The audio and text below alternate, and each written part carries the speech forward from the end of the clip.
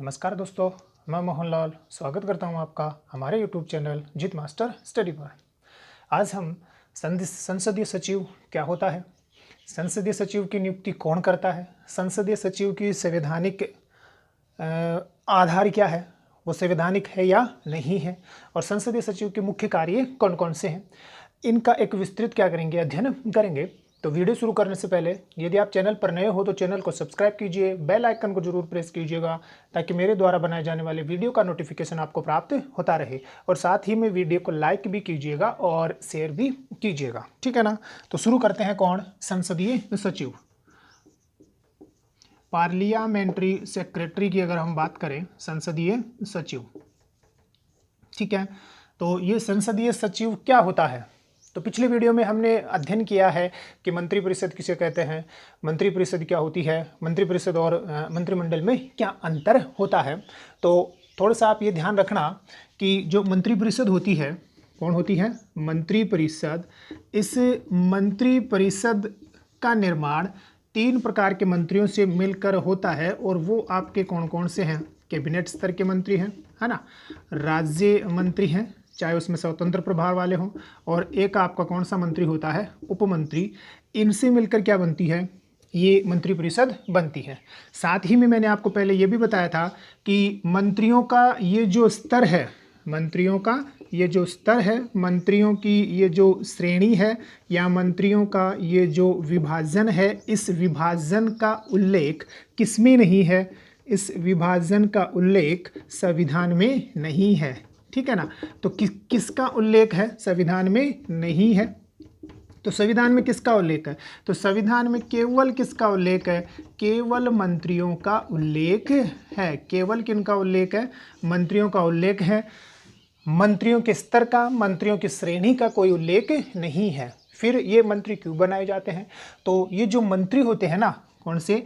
ये जो मंत्री होते हैं, इन मंत्रियों का जो पदक्रम होता है, उस पदक्रम का क्या होता है? महत्व होता है, ठीक है ना। इनको मिलने वाले जो वेतन भत्ते होते हैं, इनका क्या होता है? महत्व होता है। और इनका कौन सा महत्व होता है?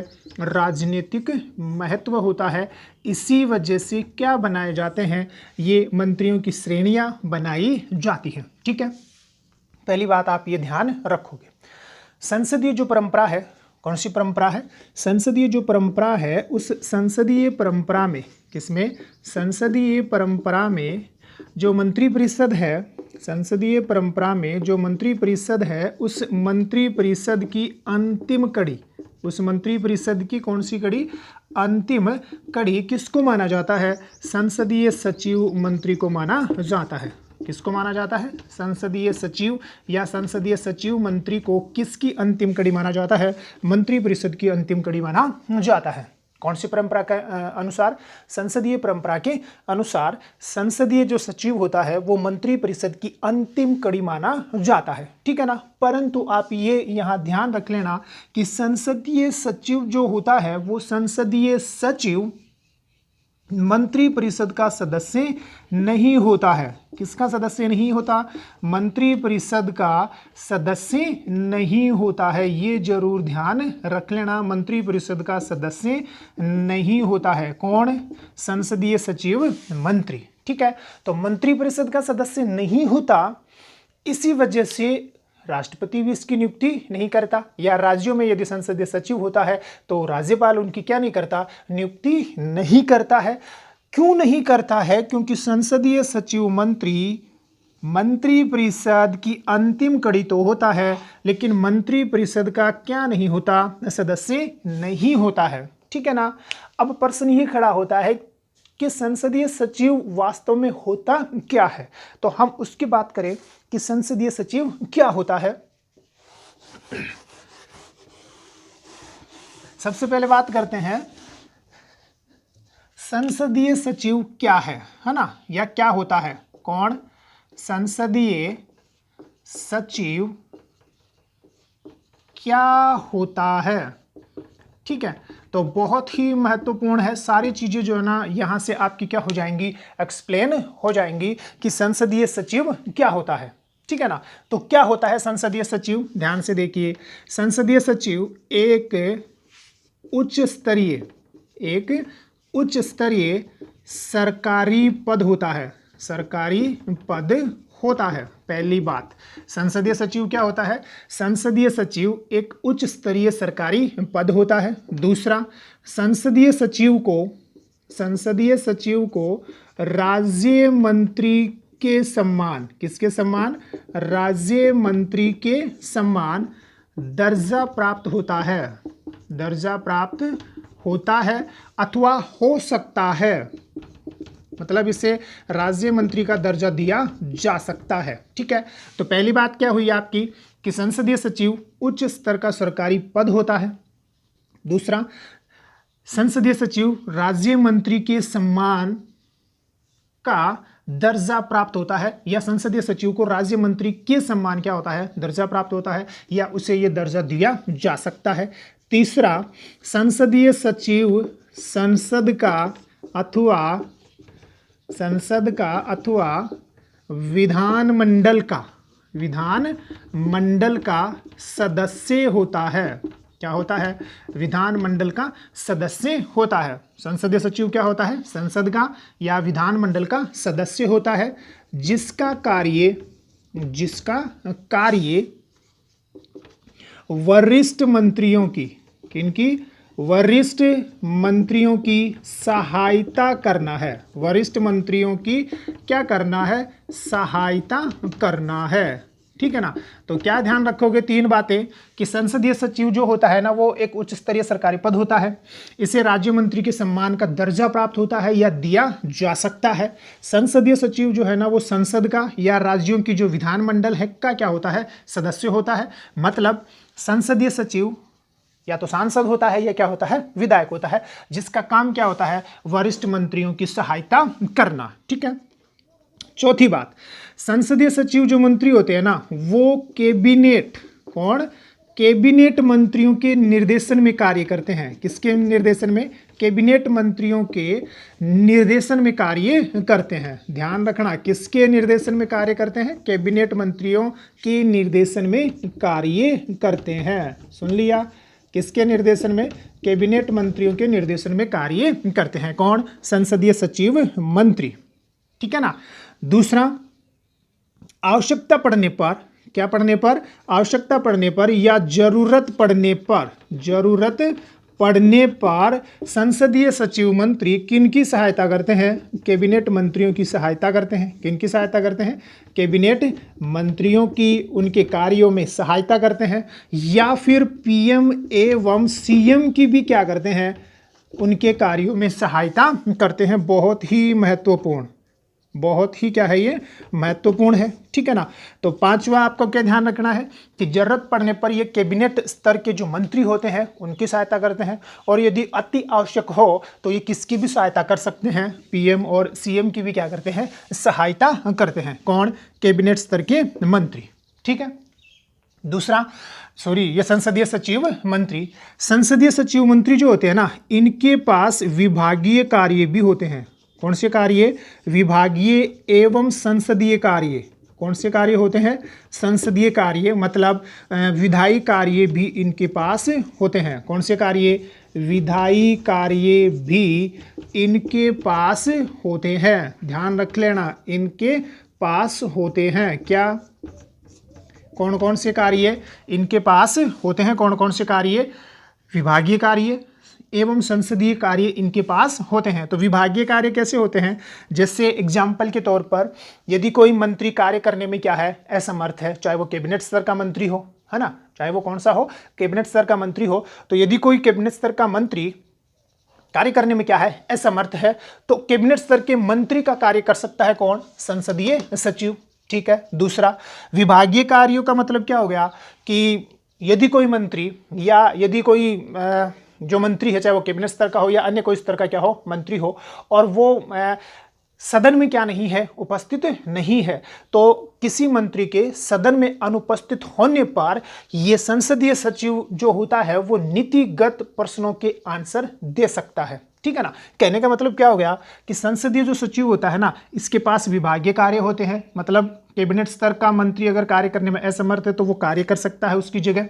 दूसरा, संसदीय या विधायी कार्य होते हैं। यदि कोई मंत्री सदन में अनुपस्थित होता है तो ऐसी स्थिति में ये संसदीय सचिव जो होता है ना, ये क्या कर सकता है, नीतिगत प्रश्नों के आंसर भी दे सकता है। ठीक है ना। किसकी बात है ये संसदीय सचिव की बात है।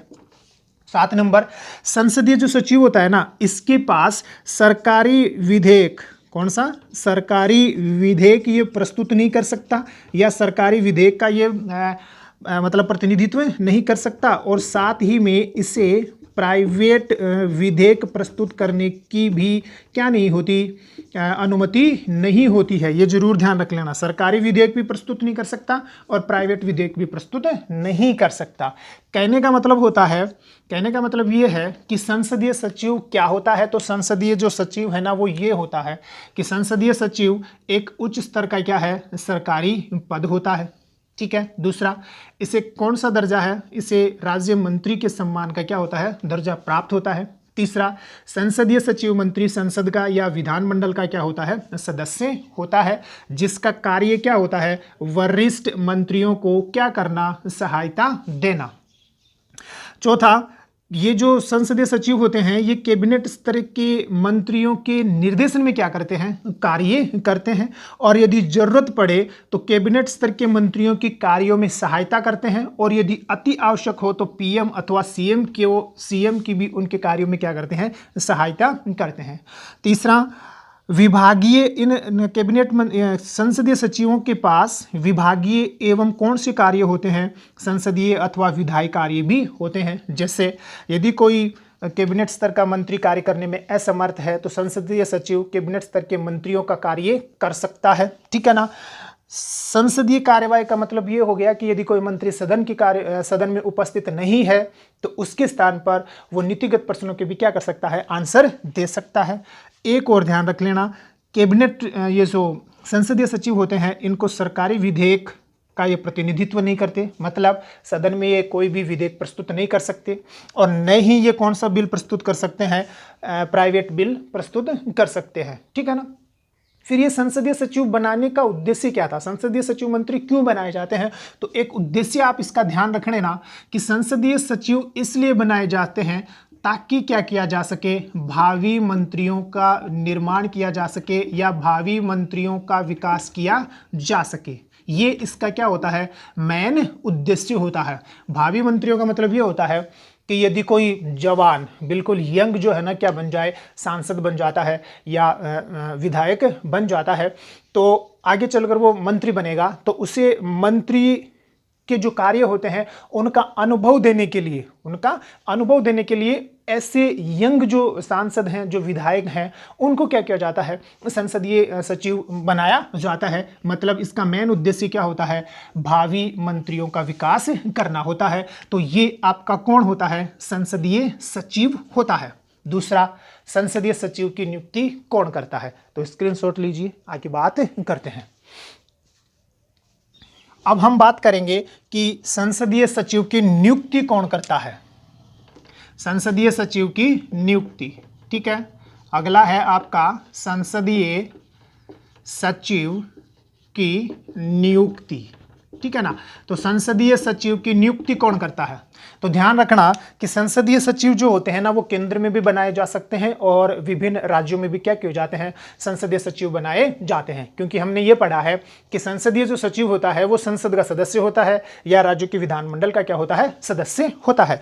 तो यदि कहाँ संसदीय सचिव की नियुक्ति होती है, यदि केंद्र में या केंद्रीय स्तर पर, कौन से स्तर पर, केंद्रीय स्तर पर यदि संसदीय सचिव की नियुक्ति होती है तो उसकी नियुक्ति हमेशा कौन करता है, प्रधानमंत्री करता है।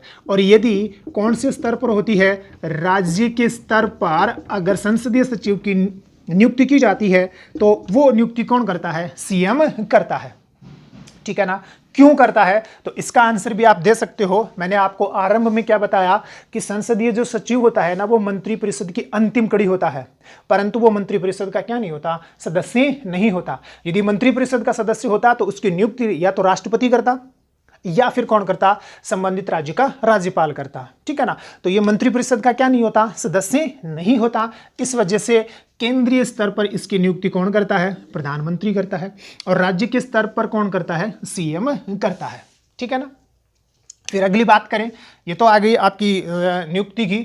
अगली बात करें कि इसकी संवैधानिकता क्या है, क्या संसदीय सचिव जो है ना वो वैध है, इसकी वैधानिकता क्या है, या ये अवैध है, या इसका संविधान में कहीं उल्लेख मिलता है।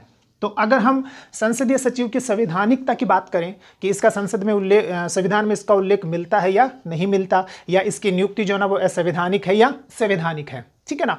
तो ध्यान रखना कि संसदीय सचिव का कोई संवैधानिक आधार नहीं है।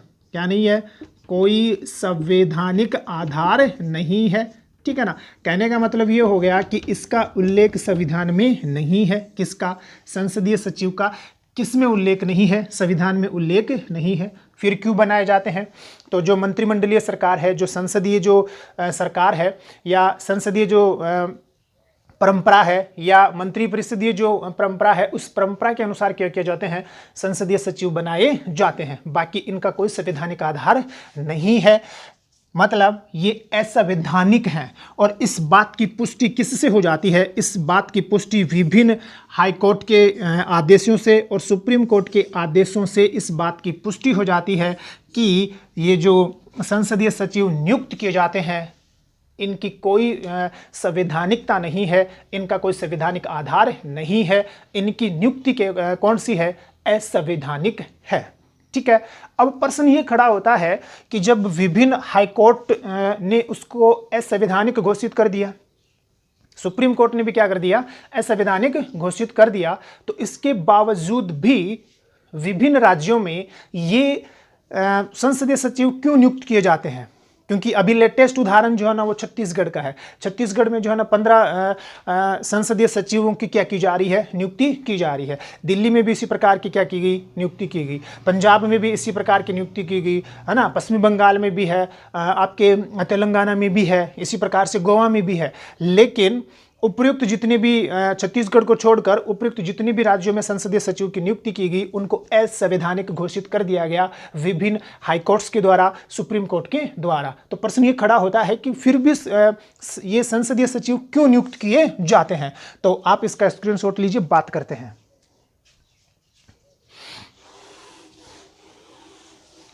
ठीक है, तो हमने 3 बातें जानी। पहली बात तो क्या जानी हमने कि संसदीय सचिव क्या होता है। दूसरा, संसदीय सचिव की नियुक्ति कौन करता है। तीसरा, संसदीय सचिव की संवैधानिकता क्या है, कौन सी इसकी संवैधानिकता क्या है, ये जान लिया हमने, ठीक है। अब हम जानेंगे कि क्यों नियुक्त किया जाता है, संसदीय सचिव क्यों नियुक्त किए जाते हैं, ठीक है ना। क्यों नियुक्त किए जाते हैं, क्यों नियुक्त किए जाते हैं, ठीक है ना। क्योंकि इनका कोई संवैधानिक आधार नहीं है, ये क्या है? असंवैधानिक है ना। फिर भी क्यों नियुक्त किए जाते हैं? तो आपको पता है कि भारत जो है ना, उसमें जो सरकार के अंग हैं, कार्यपालिका, विधायिका, है ना, न्यायपालिका के मध्य शक्ति पृथक्करण पाया जाता है ना, सेपरेशन ऑफ पावर्स पाया जाता है, ठीक है ना। तो ये तीनों के तीनों जो है ना अपने अपने कार्य क्षेत्र में क्या करते हैं? स्वतंत्र होकर कार्य करते हैं, ठीक है। पहली बात ये ध्यान रखोगे। दूसरा, जो कार्यपालिका जो विधायिका होती है ना, वो कार्यपालिका के कार्यों को क्या करती है? नियंत्रित करती है। कार्यपालिका के कार्यों को क्या करती है? नियंत्रित करती है। वास्तव में तो यही बात होती है। वास्तव में होता क्या है कि जो विधायिका है, कौन है? जो विधायिका है, ये विधायिका किसके कार्यों को? कार्यपालिका, किसके कार्यों को? कार्यपालिका। कार्यपालिका का मतलब हो गया कौन? सरकार। कार्यपालिका का मतलब कौन हो गया? सरकार। तो विधायिका कार्यपालिका पर क्या रखती है? नियंत्रण रखती है संविधान के अनुसार। क्या करती है? नियंत्रण रखती है। किसके अनुसार? संविधान के अनुसार। और ये जो है ना किसके अंतर्गत आता है? ये सेपरेशन ऑफ पावर्स के अंतर्गत आता है, शक्ति पृथक्करण के अंतर्गत आता है, ठीक है ना। तो सैद्धांतिक तौर पर विधायिका कार्यपालिका मतलब सरकार पर नियंत्रण रखती है, परंतु वास्तविकता इसके विपरीत होती है। वास्तविकता ये होती है कि कार्यपालिका जो होती है ना, कौन सी? कार्यपालिका। तो कार्यपालिका का मतलब कौन है यहाँ? सरकार। कार्यपालिका का मतलब कौन है? सरकार। कि कार्यपालिका विधायिका को नियंत्रित करती है, ये वास्तविकता है। जबकि सैद्धांतिक तौर पर क्या होना चाहिए? विधायिका कार्यपालिका पर नियंत्रण रखती है और ऐसा ही होना चाहिए। लेकिन वास्तविक रूप में कार्यपालिका विधायिका पर क्या करती है? नियंत्रण रखती है। नियंत्रण रखती है। कैसे रखती है?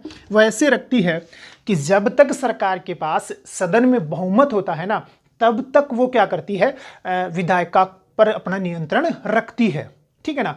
तो सरकार के द्वारा विधायिका पर ये जो नियंत्रण रखा जाता है, वास्तव में उस नियंत्रण को बनाए रखने के लिए विभिन्न जो विधायक होते हैं उनको विभिन्न मंत्रालयों का संसदीय सचिव बना दिया जाता है, ताकि वो सरकार का क्या करते रहे, सहयोग करते रहें और सरकार विधायिका पर क्या कर सके, अपना नियंत्रण बनाए रख सके। इसी वजह से क्या किए जाते हैं, संसदीय सचिव नियुक्त किए जाते हैं। किस वजह से? ताकि कार्यपालिका मतलब सरकार किस पर नियंत्रण रख सके, विधायिका पर नियंत्रण रख सके और इस नियंत्रण में जो विधायक होते हैं वो अपना सहयोग सरकार को दे सकें और विधायकों का ये सहयोग प्राप्त करने के लिए, विधायकों को खुश करने के लिए क्या किए जाते हैं, संसदीय सचिव बनाए जाते हैं। ठीक है ना। जबकि आपको ये जरूर ध्यान रखना है कि विभिन्न हाईकोर्ट और सर्वोच्च न्यायालय ने इन संसदीय सचिवों की नियुक्ति को क्या किया है, असंवैधानिक घोषित किया है। ठीक है। तो उसके बावजूद भी नियुक्त किए जाते हैं, उसके बावजूद भी नियुक्त किए जाते हैं। क्यों किए जाते हैं? तो मैंने कारण आपको बता दिया कि सरकार जो है वो विधायिका पर क्या रखना चाहती है, नियंत्रण अपना बनाए रखना चाहती है। इस वजह से क्या किए जाते हैं, ये संसदीय सचिव नियुक्त किए जाते हैं। ठीक है। तो आपको ध्यान हो गया कि क्या होता है, नियुक्ति कौन करता है, इसकी संवैधानिकता क्या है और ये मतलब असंवैधानिक होने के बावजूद भी इनकी नियुक्ति क्यों की जाती है। अब प्रश्न ये होता है कि विभिन्न हाईकोर्ट ने और सर्वोच्च न्यायालय ने इनको असंवैधानिक घोषित क्यों किया। तो एक बार आप इसका स्क्रीनशॉट लीजिए। न्यायालय ने, अब न्यायालय में दोनों न्यायालय यहाँ क्या हैं, शामिल हैं, कि न्यायालय ने इन्हें असंवैधानिक घोषित क्यों किया। कौन सा? असंवैधानिक घोषित क्यों किया या असंवैधानिक ये क्यों है। ठीक है ना, घोषित क्यों किया, ये बड़ा महत्वपूर्ण प्रश्न है। ठीक है। सबसे ज्यादा महत्वपूर्ण क्या है, प्रश्न है कि संसदीय जो सचिव होते हैं ना, ये असंवैधानिक क्यों है। ठीक है ना। और असंवैधानिक क्यों है, तो पहला ही कारण तो ये है कि सैद्धांतिक तौर पर क्या होता है सैद्धांतिक तौर पर क्या होता है कि विधायिका जो है ना वो कार्यपालिका पर नियंत्रण रखती है और दोनों के मध्य क्या पाया जाता है, शक्ति पृथक्करण पाया जाता है। तो ये जो संसदीय सचिव है, ये जो सेपरेशन ऑफ पावर्स जो होता है ना, जो शक्ति पृथक्करण पाया जाता है, उसी का क्या करता है, उल्लंघन करता है। तो आपको क्या ध्यान रखना है कि विधायिका कौन है, विधायिका एवं कार्यपालिका, विधायिका एवं कार्यपालिका के मध्य पाए जाने वाले शक्ति पृथक्करण के सिद्धांत का उल्लंघन करता है, के सिद्धांत का उल्लंघन करता है। ठीक है ना। सबसे महत्वपूर्ण बात यही है कि किस आधार पर इसको असंवैधानिक घोषित किया जाता है, संसदीय सचिवों की नियुक्ति को किस आधार पर असंवैधानिक घोषित किया जाता है। तो किस आधार पर कि ये विधायिका एवं कार्यपालिका के मध्य पाए जाने वाले शक्ति पृथक्करण के सिद्धांत का क्या करता है, उल्लंघन करता है। तो कैसे करता है ये मैंने आपको बता दिया। दूसरा ये है कि आपको पता है कि ये संसदीय सचिव जो होता है ना, इसको क्या माना जाता है, लाभ का पद माना जाता है। कौन सा पद माना जाता है, ये लाभ का पद होता है। मतलब ये ऑफिस ऑफ प्रॉफिट होता है, ऑफिस ऑफ प्रॉफिट इसको माना जाता है, ये लाभ का पद माना जाता है। ठीक है ना। और लाभ का जो पद होता है ना, इस वजह से इसको क्या कर दिया जाता है, असंवैधानिक घोषित कर दिया जाता है। लाभ का पद क्या होता है, इसकी चर्चा हम अगले वीडियो में करेंगे। अभी के लिए आपको क्या ध्यान रखना है कि जो संविधान का आर्टिकल या अनुच्छेद 102 का क्लोज ए और उसका सब क्लोज ए, ठीक है ना, इसी प्रकार से 191 का क्लोज 1 का सब क्लोज ए, ये वो दो अनुच्छेद हैं। कौन से? अनुच्छेद 102 का सब क्लोज 1 और कौन का क्लॉज 1 और सब क्लॉज ए, मतलब अनुच्छेद 102 1 और ए और 191 का क्लॉज 1 और सब क्लॉज ए, ये वो उपबंध हैं या ये वो अनुच्छेद हैं जो किसका उल्लेख करते हैं, जो लाभ के पद का उल्लेख करते हैं। लाभ के पद का क्या करते हैं, उल्लेख करते हैं, ठीक है ना। मतलब संविधान में आर्टिकल 102 का क्लॉज 1 का सब क्लॉज ए और आर्टिकल 191 का क्लॉज 1 और सब क्लॉज ए किसकी बात करते हैं, लाभ के पद का उपबंध करते हैं, ठीक है ना। पहले वाला जो है ना ये संसद सदस्यों के लिए करता है और दूसरे वाला जो है ना वो किसके लिए करता है, विधानमंडल के सदस्यों के लिए किसकी बात करता है, लाभ के पद की बात करता है। परंतु ये जरूर ध्यान रख लेना कि संविधान में लाभ के पद का उल्लेख जरूर है, लाभ के पद की परिभाषा कहीं भी नहीं दी गई है, ठीक है ना। परिभाषा नहीं दी गई है कि कौन सा पद जो है ना वो लाभ के पद के अंतर्गत आता है, ठीक है ना। आपको ये ध्यान रखना है कि संसदीय सचिव का जो पद होता है ना वो किसके अंतर्गत गिना जाता है, लाभ के पद के अंतर्गत गिना जाता है। और कोई भी संसद का सदस्य, कोई भी विधानमंडल का सदस्य क्या ग्रहण नहीं कर सकता, लाभ का पद ग्रहण नहीं कर सकता। इस वजह से क्या कर दिया जाता है, संसदीय सचिव की वैधानिकता को असंवैधानिक घोषित कर दिया जाता है। और लाभ के पद का उल्लेख कहाँ है, तो आपका कौन सा अनुच्छेद है, अनुच्छेद 102 का क्लॉज 1 और सब क्लॉज ए और 191 का क्लॉज 1 और सब क्लॉज ए। 102 में संसद सदस्यों के लिए और 191 में किसके लिए, विधानमंडल के जो सदस्य हैं उनके लिए क्या है, लाभ के पद का उल्लेख है, ठीक है। दूसरा ये भी जरूर ध्यान रख लेना कि जो जनप्रतिनिधि अधिनियम है 1952 का, कौन सा, जनप्रतिनिधि अधिनियम 1952, इसकी धारा जो है 9A, उस 9A में भी किसको परिभाषित किया गया है, मतलब किसका उल्लेख मिलता है, लाभ के पद का उल्लेख मिलता है। और कोई भी मंत्री, कोई भी संसद का सदस्य, कोई भी विधायक क्या नहीं कर सकता, लाभ का पद धारण नहीं कर सकता, किसके अनुसार भी, जनप्रतिनिधि अधिनियम की धारा 9A के अनुसार भी। तो आप यहां ये भी ध्यान रख लेना कि किसके अनुसार, जनप्रतिनिधि अधिनियम की धारा 9A के अनुसार भी कोई भी विधायक, कोई भी मंत्री क्या नहीं कर सकता, लाभ का पद धारण नहीं कर सकता। और तीसरा किस आधार पर इसको असंवैधानिक घोषित किया जाता है, तो आपको पता है कि अनुच्छेद 75(1) है ना, और अनुच्छेद 164(1), इनकी चर्चा हम पिछले वीडियो में कर चुके हैं। फिर भी मैं आपको बता देता हूं 75(1) ये कहता है, क्योंकि इस 75(1) में 91वां संविधान संशोधन 2003 करके इसमें एक क्लोज जोड़ा गया, सब क्लोज जोड़ा गया, कौन सा, जिसका नाम है कौन सा, 75(1)A, ठीक है ना। तो ये जो आर्टिकल है ये क्या कहता है कि जो मंत्रिपरिषद होती है ना, उस मंत्रिपरिषद की कुल सदस्य संख्या लोकसभा की कुल सदस्य संख्या का अधिकतम 15% हो सकती है, ठीक है ना। और 164(1) ये कहता है कि राज्य की जो मंत्रिपरिषद होती है उस राज्य की मंत्रिपरिषद की कुल सदस्य संख्या उस राज्य की विधानसभा की कुल सदस्य संख्या का अधिकतम कितना हो सकती है, 15% हो सकती है। तो उन दोनों ही बातों का मतलब मंत्रिपरिषद की जो सदस्य संख्या है जो कि 15% होगी निम्न सदन का, अगर वो केंद्र का है तो लोकसभा की कुल सदस्य संख्या का 15% और राज्यों का है तो राज्य की विधानसभाओं की कुल सदस्य संख्या का 15% का उल्लेख आपके अनुच्छेद 75(1) में और अनुच्छेद 164(1) में मिलता है।